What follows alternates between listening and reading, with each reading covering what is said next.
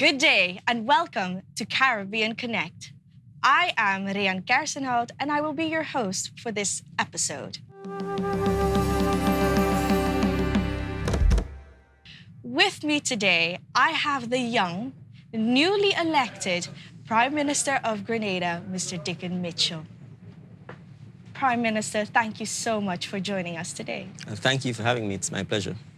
I must first extend my warmest congratulations to you because it is a little over a week now that you have assumed office and you are now here in Suriname for the 43rd Caricom Heads of Government meeting. How have you experienced the last few weeks? It's been a bit frenetic, as you can imagine. We had an intense 5-week campaign and we were lucky enough that the people of Grenada decided to put their confidence in the NDC, which I lead. And obviously, on winning, you assume office literally the next day. I've had not much time to do much. We were able to appoint a cabinet last Thursday, and I left Grenada on Sunday for Suriname. So Suriname is, in a sense, very fortunate because I've spent probably as much time in Suriname as I've spent home since becoming political leader. But I'm happy to be here. The Caricom Heads of Conference meeting is obviously an important one. And I thought, notwithstanding the fact that I'd just been elected, that it was important for me to come to meet my fellow colleagues and to share and hear from them as to the collective challenges we face and how we're going to overcome them in the Caribbean. Yes. You mentioned your campaign, and in your campaign you mentioned a number of topical issues, including the terms of employment of your local public servants, as well as the matter of the pensions. But you also mentioned something very intriguing, interesting and important, and that is the certification and the further education of your public servants. Can you tell me how and why and how you will continue to invest on your local human resources? Well, I think first, the public service is essential to us carrying out our own mandate. And if we don't invest in our people, then essentially we are going to be short-sighted and it's going to be 10 times more difficult to achieve the things we want to. The public service essentially serves the government, serves the people of Grenada. And I've been at pains to point out that the policymakers, the politicians should not be at war with the public servants. And so it's important for us to have industrial peace. It's important for us to invest in our human resource. That's the only way in which we would be able to achieve the things we want. And so I think it was important for me coming in to say from day one that we're in fact pro-worker, we pro-education, we pro-development, because ultimately if you develop your people, that really is, in my view, the high watermark of saying you're going to be a successful nation. So that's really where it's coming from.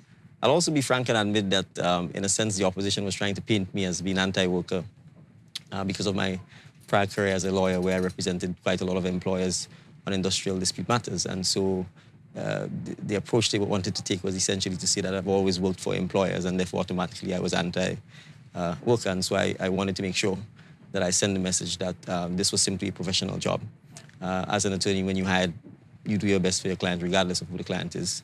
And for me, it was important to point out that as a politician, the same sort of zest, zeal, and enthusiasm I brought to my private career, that I was bringing that to my public career. And I think, the population, I think that resonated with them. I think that's part of the reason why they chose to elect me as the Prime Minister ultimately. Wonderful. You are here for the 43rd Caricom Heads of Government meeting, of course, and the business sessions are moving forward in full swing. What are some of the topics that have been discussed so far or that you still intend to bring forward in the coming few days? Right. Well, I think there's one topic that has not yet been discussed but has come up, which is the whole issue of the governance of Caricom. I think the heads recognize that there is a challenge with effectively delivering on behalf of the people. And to that extent, in my opening remarks, I talked about the fact that I think the average citizen views Caricom as a talk shop. And to some extent, I think that is justified because we have not been able to translate the talk into action. So I think Caricom's governance structure has to be relooked, it has to be reimagined, it has to be made more flexible, more efficient, and crucially, it has to deliver. I think when the heads meet, we should be meeting to make decisions, and then the decisions should be implemented. Too much of it really is just circular, sometimes bemusing, inconsequential conversation that isn't advancing our agenda. Part of it is the bureaucracy, I think, of Caricom, hence the need for governance improvement. But I think also part of it, as heads, we have to take responsibility and say that ultimately the buck stops with us. And if we can't, get action from the association that we belong to, then it's difficult for us to convince our people that Caricom is a serious organization that will deliver for its citizens. But notwithstanding those challenges, I certainly believe in regionalism. I believe in the regional integration process, and we can't abandon it. Our job really is to improve it and to try and make it better. Yes, okay. You mentioned the opening ceremony and you gave quite a speech. You had also mentioned in that same speech that 3 members of your cabinet, which you formed last Thursday, are under the age of 30. Yes. And out of the 3, one of them is female. Yes. And last night, the incoming chair, the president of Suriname, Chandrika Persat Santokhi, implored for your involvement in the first ever youth policy for the region. What are your views on this? Well, I was quite humbled by his invitation. I certainly intend to take him up on the offer. In fact, I met quite a bit of the youth group who was part of the opening ceremony and who read the citations for the honorees last night. So I engaged with them a little bit. They too are excited, I think, about the president's offer. And so I certainly look forward to doing it. I think what we really want to do is to galvanize youth action throughout the region and within Caricom. And I made the point last night to the youth that certainly in Grenada's history, whenever there's been transformative change in our society, it's been led by young leaders. I'm actually not the youngest prime minister Grenada's ever had. Maurice Bishop, I think, was 33 when he became prime minister. So Eric Gary got involved in politics when he was 29. And they're probably the 2 most transformative leaders that we've had. So Indeed. Comparatively speaking, I'm an old man compared to them. But I think, change is about risk. That's the truth, and you can't have reward without some risk. And I think, as you get older, you get more conservative. That's just the nature of life. So sometimes when you really need to change or transform a society, it does require a more dynamic risk-taking. It doesn't mean you have to be irresponsible. But I think in the context of what is happening in the Caribbean, there has to be some generational leadership changes as well, and within Caricom as well, because I think if we are going to deliver, we have to be bold, we have to be courageous, and we have to reimagine the frontiers of what kind of Caribbean civilization we want. I think we all want to eliminate poverty. We want a prosperous nation. And we have to take bold steps towards getting that. And that would require making sure that we involve the youth, not lip service, but in actual governance, in actual education or culture or sports. Because at the end of the day, to me, the onus is on our youth to shape the future that they are going to be living through. And that requires them to be empowered to do so. Okay. Do you think that you can name any examples or any policies that the Caricom can perhaps facilitate to increase youth participation, but also gender diversity? Certainly. I mean, in a sense, the idea of free movement of people, I think, lip service is paid to it. And I think, in the meeting this morning, there were still discussions about categories and classes of people who should be permitted the privilege of moving freely through the Caribbean. And to me, honestly, that's nonsense. If we are serious about free movement of people, all people should be allowed to move. And that alone, in my view, will galvanize the youth within the region. Because once you're able to move freely, whether it's for cultural performances, music, sport, young people are the ones who are most likely to migrate. They're the ones most likely to move. They're the ones who will be most curious, adventurous. And if we really want to foster Caribbean integration, I think our culture is critical. You want a Grenadian to experience Suriname's culture, Suriname's music, dance, festivals, education. That is how we build the bonds of friendship. So just that single policy where you don't have to, frankly, fight with immigration officers who then want to ask you where you're going, why you're here, how long you're staying. I think if that was really implemented, that in and of itself, in my view, would galvanize the changes we see here. And, Europe is a perfect example of that.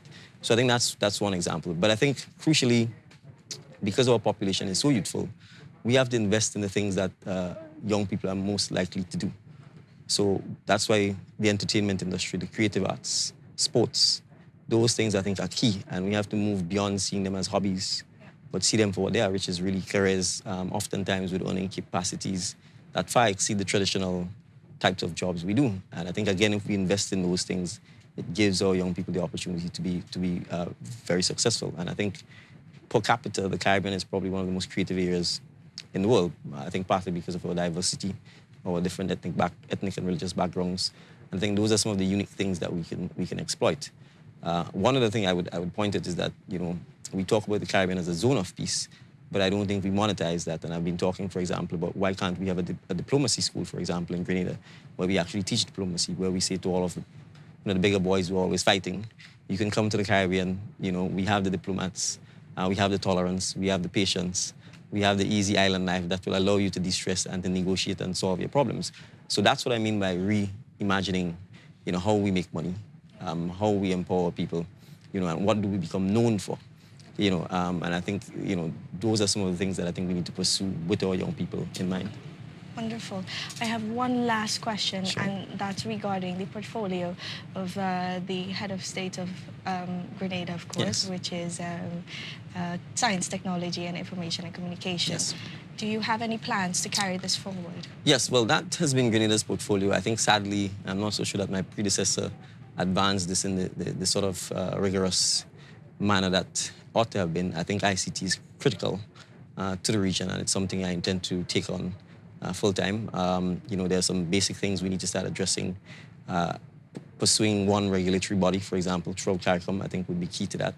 The elimination of roaming rates is key to that. I'm obviously paying roaming charges now that I'm in Suriname. But beyond that, I think monetizing the ICT sector, I think it's key. Making sure that broadband is available throughout the regions, particularly in the poor areas, and particularly in public spaces and community spaces, so that disadvantaged persons are not left behind in terms of access to technology.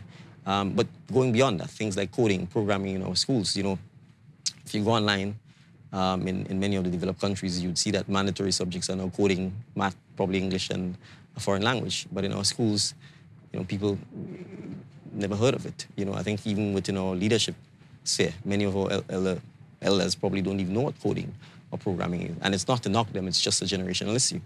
But that's why you have to have, in a sense, leadership that is responsive and understands what actually is happening so that you can plan for the future.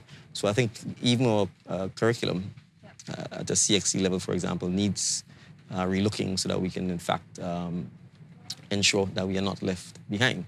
And again, it's investment in people. It's investment in the right type of education. And I think once we have that, you can stay in Suriname and you can make money wherever you are because you have the intellectual ability to do so. And that's why I think the education system and ICT would be absolutely critical, the digital economy. It's not just consuming all of this stuff. We want to produce and we want to make money. So I think that's key for us, particularly given the fact that I think our most precious resource is our people. Wonderful. That's a wonderful note to end on. Thank you so much for being with us today and sharing insightful thoughts. And thank you for tuning in. We will see you next time on Caribbean Connect.